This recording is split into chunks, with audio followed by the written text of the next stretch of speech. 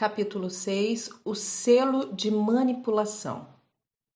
Porém ninguém fora com Acabe, que se vendera para fazer o que era mal aos olhos do Senhor, porque Jezabel, sua mulher, o incitava. 1 Reis, capítulo 21, verso 25.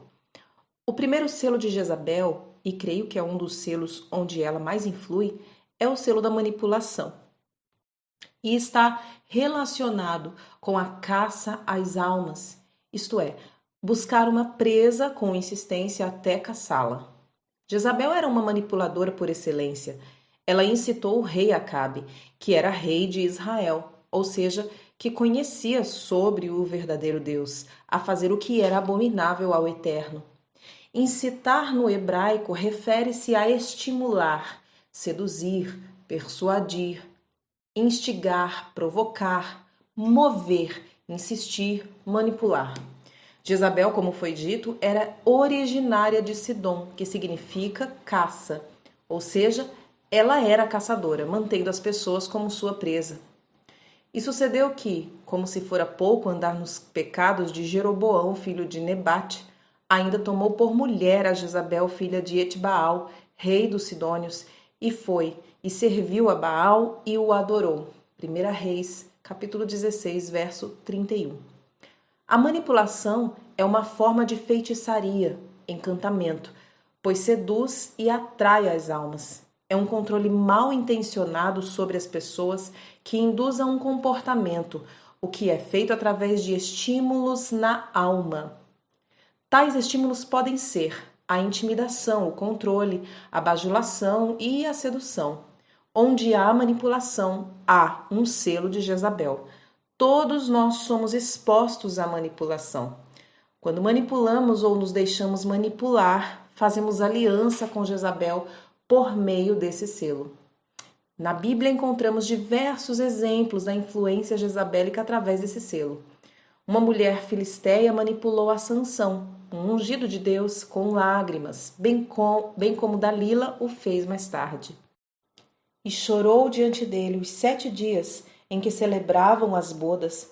Sucedeu, pois, que ao 7º dia lhe declarou, porquanto o importunava. Então ela declarou o enigma aos filhos do seu povo. Juízes, capítulo 14, verso 17. Então ela lhe disse, como dirás, tenho-te amor, não estando comigo ao teu coração? Já 3 vezes zombaste de mim e ainda não me declaraste em que consiste a tua força. E sucedeu que, importunando-o ela todos os dias com as suas palavras, o molestando-o, a sua alma se angustiou até a morte. Juízes, capítulo 16, versos 15 ao 16. A esposa de Potifar manipulou a José através da bajulação e sedução, até que num determinado dia o segurou e retirou seu manto, ou seja, a cobertura. E aconteceu depois dessas coisas que a mulher do seu senhor pôs os seus olhos em José e disse, deita-te comigo. Porém, ele recusou e disse à mulher do seu senhor, eis que o meu senhor não sabe do que há em casa comigo, e entregou em minha mão tudo o que tem. Ninguém é maior do que eu nesta casa, e nenhuma coisa me vedou, senão a ti, porquanto tu és sua mulher. Pois faria eu tamanha maldade e pecaria contra Deus? E aconteceu que, falando ela cada dia a José, e não lhe dando ele ouvidos para deitar-se com ela e estar com ela, sucedeu num certo dia que ele veio à casa para fazer seu serviço e nenhum dos da casa estava ali. E ela lhe pegou pela sua roupa, dizendo, deita-te comigo. E ele deixou sua roupa na mão dela e fugiu e saiu para fora. Gênesis capítulo 39, do versos 17 ao 12. A rainha de Sabá, através da sua manipulação, fez com que o rei Salomão lhe desse tudo o que ela queria e pedia. Historiadores relatam que ela levou consigo até mesmo o filho de Salomão. E o rei Salomão deu à rainha de Sabá tudo o que ela desejou, tudo quanto pediu, além do que dera por sua generosidade. Então voltou e partiu para a sua terra, ela e os seus servos. 1 Reis, capítulo 10, verso 13. A filha de Herodias, influenciada pela sedução jezabélica, manipulou a Herodes, pedindo e obtendo a cabeça de João Batista. Naquele tempo ouviu Herodes, o tetrarca, a fama de Jesus, e disse aos seus criados: Este é João Batista.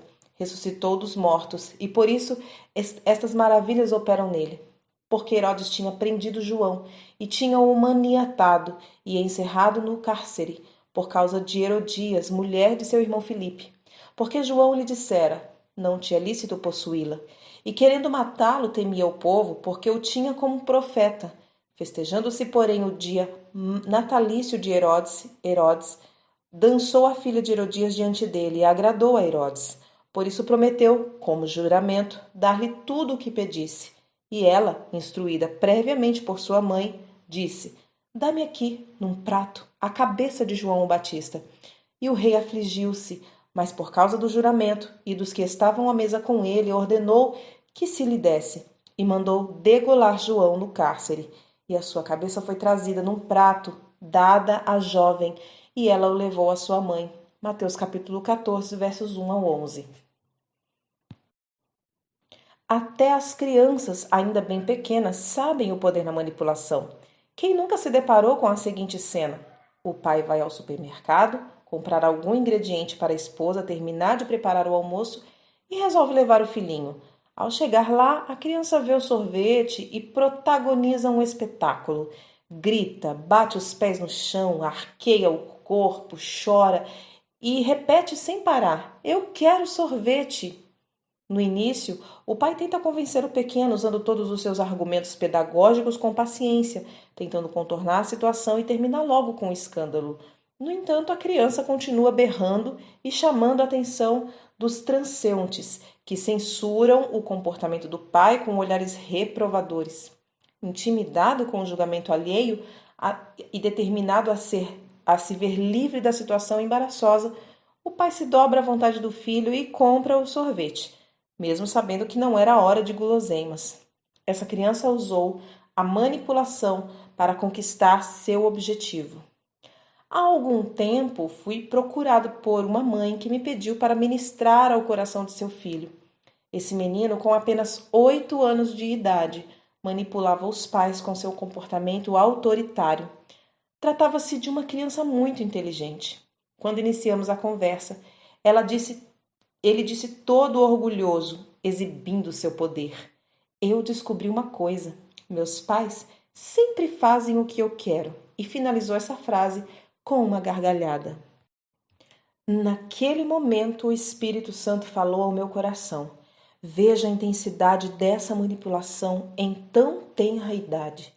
Perguntei então a ele: Você sabia que Deus não gosta dos feiticeiros?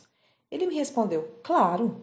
Prossegui: Pois então, todas as vezes que você manipula os seus pais, levando-os a fazer a sua vontade, você está praticando feitiçaria e sendo um feiticeiro. Ele ficou pensativo e eu percebi que aquelas palavras impactaram aquele menino. Depois pude constatar, pelo depoimento daquela mãe, que realmente ele compreendeu e decidiu mudar o comportamento. Por isso a palavra de Deus nos diz que devemos ser como meninos.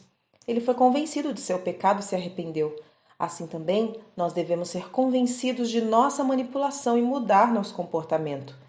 Hoje também é palpável a influência deste selo de manipulação nos lares, devido à falta da ordem divina. O pai da psicanálise, Sigmund Freud, denominou isso no complexo de Édipo. Freud baseou-se em Édipo Rei, a tragédia de Céfodes, 496 a 406 a.C., para formular o conceito de complexo de Édipo. A preferência velada do filho pela mãe, acompanhada de uma aversão clara pelo pai. Na peça e na mitologia grega, Édipo matou seu pai, Laio, e desposou a própria madrasta, Jocasta. Após descobrir que Jocasta era sua mãe, Édipo fura os seus olhos e Jocasta comete suicídio. O complexo de Édipo é uma ilustração de como a manipulação jezabélica começa desde a tenridade num lar disfuncional. Caracteriza-se por esses sentimentos contraditórios de amor e hostilidade. Metaforicamente, este conceito é visto como amor à mãe e ódio ao pai, o que nos mostra claramente o desprezo à autoridade do varão e o fortalecimento do matriarcado. A ideia central do complexo de Édipo se estabelece na ilusão de que o bebê tem de possuir proteção e amor total, reforçado pelos cuidados intensivos que o recém-nascido recebe por sua condição frágil. Esta proteção é relacionada, de maneira mais significativa, à figura materna. Em torno dos 3 anos, a criança começa a entrar em contato com algumas situações em que sofre interdições, facilmente exemplificadas pelas proibições que começam a acontecer nessa idade. A criança não pode mais fazer certas coisas porque já está maior, não pode mais passar a noite inteira na cama dos pais, ou andar pelado pela casa ou na praia. É incentivada a sentar de forma correta e controlar o esfíncter. Além de outras cobranças, nesse momento a criança começa a perceber que não é o centro do mundo e precisa renunciar ao mundo organizado por ela até então e no qual se encontra. E também a sua ilusão de proteção e amor total. Essa transição frequentemente leva a criança a tentar chamar a atenção, manipulando os pais para se manter no centro da atenção. O complexo de Édipo é acentuado porque caracteriza a diferenciação do sujeito em relação aos pais. A criança começa a perceber que os pais pertencem a uma realidade cultural e que não podem se dedicar somente a ela porque possuem outros compromissos. A figura do pai representa a inserção da criança na cultura e a ordem cultural. A criança também começa a perceber que o pai pertence à mãe e por isso dirige sentimentos hostis a ele. Esses sentimentos são contraditórios porque a criança também ama essa figura que hostiliza. A diferenciação do sujeito é permeada pela identificação da criança com um dos pais. Na identificação positiva, o menino identifica-se com o pai e a menina com a mãe. O menino tem o desejo de ser forte como o pai e, ao mesmo tempo, tem ódio pelo ciúme da mãe. Já no caso de ser uma menina, ela é hostil à mãe porque ela possui o pai e, ao mesmo tempo, quer se parecer com ela para competir. E tem medo de perder o amor da mãe, que foi sempre tão acolhedora. A esse padrão de comportamento se denomina o complexo de Electra e define-se como sendo uma atitude emocional que, segundo algumas doutrinas psicanalíticas, todas as meninas têm para com a sua mãe. Trata-se de uma atitude que implica uma identificação tão completa com a mãe que a filha deseja, inconscientemente, eliminá-la e possuir o pai, ou seja, a filha quer ter o controle sobre a autoridade, o que tipifica claramente as características jezabélicas de manipulação da figura da autoridade. Sigmund Freud referia-se a essa situação como complexo de Édipo feminino, tendo Carl Gustav Jung dado o nome complexo de Electra, baseando-se no mito grego da Electra, filha de Agamenon, o qual quis que o irmão se vingasse da morte do pai de ambos, matando por fim sua mãe Clitemnestra. O complexo de Electra é muitas vezes incluído no complexo de Édipo, já que os princípios que se aplicam a ambos são muito semelhantes. Na identificação negativa, o medo de perder aquele a quem hostilizamos faz com que a identificação aconteça com a figura de sexo oposto, e isso pode gerar comportamentos homossexuais. Com o aparecimento do complexo de Édipo, a criança sai do reinado dos impulsos e dos instintos e passa para um plano mais racional. A pessoa que não consegue fazer a passagem da ilusão de superproteção para a cultura se psicotiza. Atitudes jezabélicas nos homens. 1. Utiliza das escrituras para manipular sua mulher e uma completa sujeição a ele. 2. Faz com que ela seja inimiga de sua família e amizades. 3. Constantemente a reduz, confrontando-a com as suas grandezas. 4. Envergonha sua esposa publicamente. 5. Dá presentes após abusos físicos e verbais. 6. Nunca pode ser confrontado. 7. Controla todas as situações e sempre coloca a culpa nas demais pessoas. 8. Controla todos os horários da mulher, bem como seu dinheiro. 9. Sufoca a mulher, mantendo-a perto dele, pois tem que saber em todo momento o que ela faz e onde está. 10. Geralmente é controlador, como um de seus pais. Atitudes jezabélicas nas mulheres. 1. Possui muita insegurança. 2. Compra amizades e amor através de presentes. 3. Faz com que o homem seja inimigo de suas amizades e família. 4. Utiliza métodos para controlar o homem, por exemplo, quando há um jantar de confraternização. Se ela não for o centro das atenções, buscará fingir uma dor de cabeça ou estômago para fazer com que seu esposo volte com ela para casa. 5. Fala com muita sensibilidade e logo argumenta. 6. Não permite que seu esposo tome decisões próprias. Ela o controla através da sua educação. 7. Se sua mãe foi controladora, ela é a sua réplica. 8. Ela sempre está em um nível acima de seu esposo. Outro método de manipulação é por meio do relacionamento sexual. Esse é um dos temas mais comuns nos casamentos. Prova disso é que no ato sexual, constantemente um dos cônjuges se encontra com dores ou cansaços físicos, o que provoca desânimo, falta de prazer e desistência por um relacionamento sexual sadio. A mulher não tem poder sobre o seu próprio corpo, mas tem-no o marido. E também da mesma maneira, o marido não tem poder sobre o seu próprio corpo, mas tem-no a mulher. 1 Coríntios capítulo 7, verso 4. Outra situação de manipulação acontece quando membros de uma igreja manipulam seus pastores e líderes. Há aqueles que deixam de congregar para comprovar se o pastor sentirá falta deles, ou deixam de dizimar quando pensam que não estão sendo atendidos como querem ou como merecem. Obedecei a vossos pastores e sujeitai-vos a eles, porque velam por vossas almas, como aqueles que hão de dar conta delas, para que o façam com alegria e não gemendo, por isso não vos seria útil. Hebreus, capítulo 13, verso 17. Em contrapartida, há pastores controladores que manipulam suas ovelhas. Se elas não fazem exatamente como lhes fora determinado, maldições são liberadas sobre elas. Não sei se você já viveu essa situação. Está tudo muito bem entre você e seu pastor, até que você discorde dele em algum ponto. Então ganhará um inimigo para sempre. E ainda vem o pior. Se você comunicar que vai sair da sua cobertura, será amaldiçoado e chamado de rebelde.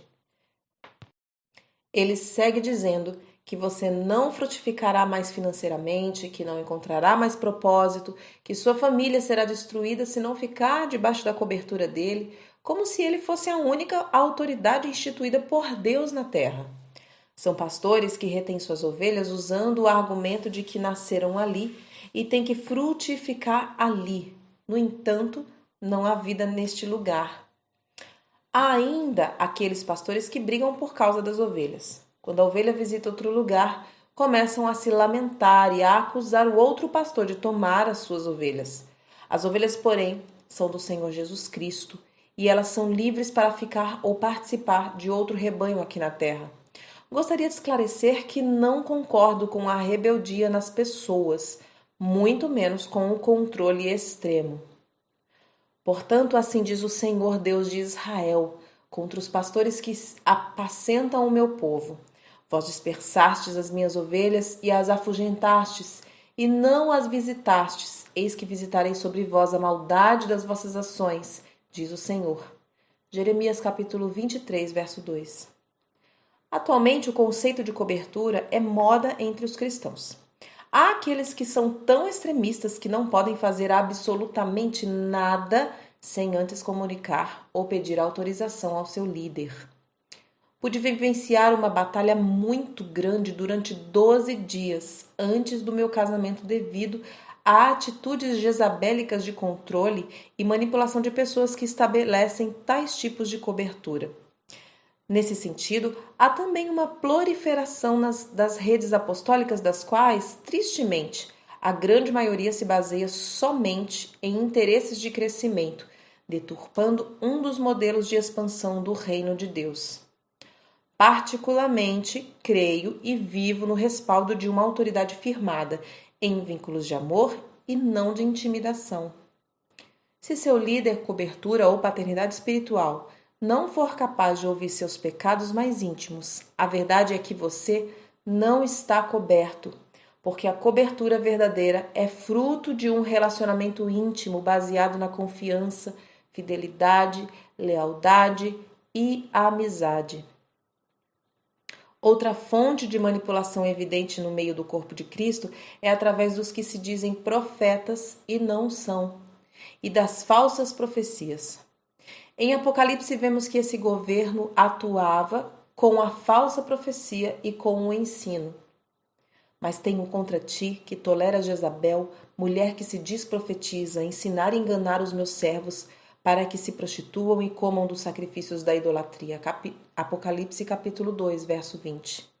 Um exemplo bíblico disso se encontra no livro de Neemias, quando falsos profetas, induzidos pela intimidação jezabélica, se levantaram para infundir medo nele acerca da palavra de reconstrução dos muros de Jerusalém. E percebi que não era Deus quem o enviara, mas esta profecia falou contra mim, porquanto Tobias e Sambalate o subornaram. Para isto o subornaram, para me atemorizar, e para que assim fizesse, e pecasse, para que tivessem alguma causa, para me informarem e assim me vituperarem.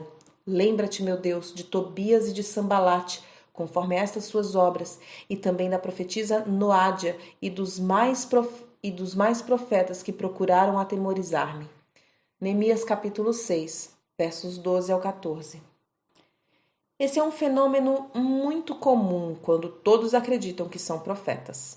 Não tem conhecimento de que o profeta, assim como o pastor, deve ser ordenado e estar debaixo da autoridade de uma igreja local, protocolos proféticos. Desse equívoco advêm inúmeras profecias enganosas vindas do próprio coração e que saem da boca de profetas ambulantes, que levam mensagens de desgraça e, além disso, cobram por elas. Tais mensagens são, na maioria das vezes, feiticeiras e não proféticas. Assim diz o Senhor dos Exércitos: não deis ouvidos às palavras dos profetas que entre vós profetizam. Fazem-vos desvanecer, falam da visão de seu coração, não da boca do Senhor. Jeremias capítulo 23, verso 16. Tenho ouvido o que dizem aqueles profetas profetizando mentiras em meu nome, dizendo: sonhei, sonhei. Até quando sucederá isso no coração dos profetas que profetizam mentiras e que só profetizam do engano de seu coração? Jeremias capítulo 23, verso 25 e 26. Aqueles que profetizam palavras advindas do próprio coração são feiticeiros e praticam adivinhações. É o que o Espírito Santo nos diz por meio do profeta Ezequiel. E tu, ó filho do homem, dirige o teu rosto contra as filhas do teu povo, que profetizam de seu coração, e profetiza contra elas e dize: assim diz o Senhor Deus: ai das que cosem almofadas para todas as axilas e que fazem véus para as cabeças de pessoas de toda a estatura, para coçarem as almas, para caçarem as almas. Porventura caçarei as almas do meu povo e as almas guardareis em vida para vós? E vós profanaste entre o meu povo por punhados de cevada e por pedaços de pão, para matardes as almas que não haviam de morrer e para guardardes em vida as almas que não haviam de viver, mentindo assim ao meu povo que escuta a mentira? Portanto, assim diz o Senhor Deus: eis aí vou eu contra as vossas almofadas, com que vós ali caçais as almas, fazendo-as voar, e as arrancareis de vossos braços, e soltarei as almas, sim, as almas que vós caçais, fazendo-as voar, E rasgarei os vossos véus, livrarei o meu povo das vossas mãos, nunca mais estará em vossas mãos para ser caçado. Sabereis que eu sou o Senhor. Visto que entristeceste o coração do justo com falsidade, não havendo eu entristecido, e fortalecestes as mãos do ímpio, para que não se desviasse do seu mau caminho, para conservá-lo em vida. Portanto, não vereis mais vaidade, nem mais fareis adivinhações, mas livrarei o meu povo da vossa mão, e sabereis que eu sou o Senhor. Ezequiel capítulo 13, versos 17 ao 23. Esse tipo de profecia caça as almas, coloca véus mágicos, invólucros feiticeiros que não deixam o povo ouvir a voz de Deus, nem saber seu propósito. Por isso, há tantas pessoas que correm atrás de profetas para saber qual é a vontade de Deus para elas, dispensando o Espírito Santo em suas vidas. Ele deve ser sempre a primeira fonte de consulta, a autoridade máxima, e a palavra profética mais importante deve ser a Bíblia. É importante esclarecer que o papel do profeta se limita apenas a confirmar aquilo que o Espírito Santo já falou ao seu coração. As falsas profecias são manipulação e caçam as almas das pessoas. A própria rainha Jezabel intimidou e caçou a alma de Elias através da falsa profecia. Então Jezabel mandou um mensageiro a Elias e diz-lhe: Assim me façam os deuses e outro tanto, se de certo amanhã, a estas horas, não puser a tua vida como a de um deles. O que vendo ele, se levantou e para escapar com vida se foi, e chegando a Berseba, que é de Judá, deixou ali o seu servo. Ele, porém, foi ao deserto caminho de um dia e foi sentar-se debaixo de um zimbro e pediu para si a morte e disse: Já basta, Senhor. Toma agora minha vida, pois não sou melhor do que meus pais. 1 Reis, capítulo 19, verso 2 ao 4. Quando alguém diz, assim diz o Senhor, ou Deus me falou, e o Senhor não disse nada, está praticando feitiçaria carismática. Um protocolo que deveria ser usado para as palavras proféticas se encontra em 1 Coríntios 13 e 14. As profecias deveriam ser julgadas pela liderança antes de serem entregues ao povo. O dinheiro também pode se tornar uma ferramenta de manipulação e constantemente é usado para usurpar a autoridade através de ofertas financeiras, visando a ganhar o coração da liderança e dessa maneira trazer uma contaminação ao maior número de pessoas. Permita-me contar uma experiência que aconteceu comigo há um tempo com referência a esta área. Jezabel tentou me manipular através de um casal de empresários que fazia parte da mesma congregação que a minha. Eles viram em mim uma oportunidade de chegar a níveis de autoridade e poder na estrutura da igreja a que eles não teriam acesso se não tivessem alguém próximo ao líder principal. E se aproveitaram da graça que Deus havia me concedido com o pastor da igreja e da manifestação de amor que ele demonstrava por mim. Então, eles se aproximaram de mim e algum tempo depois me presentearam com um carro, argumentando o grande amor que sentiam por mim, bem como a vontade de me ajudar no ministério. Isso tudo acompanhado de muitas palavras de bajulação. Tristemente, eu acreditei nas palavras desse casal, mesmo observando certos detalhes que me deixavam desconfiado e em grande desconforto.